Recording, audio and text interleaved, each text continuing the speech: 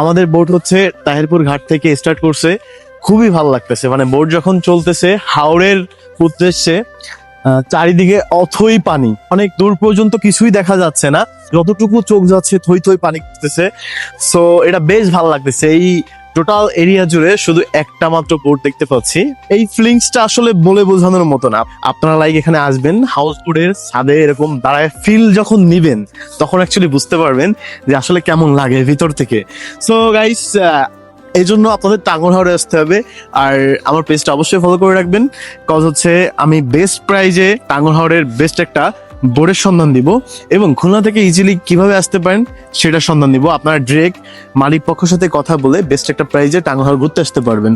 So আমার মনে হয় জীবনে প্রচুর ঘুরতে হবে, টাকা ব্যাংকে জমায় রেখে লাভ নাই। আমার ফিলিংস আমি জাস্ট বলে বুঝাইতে পারতেছি না।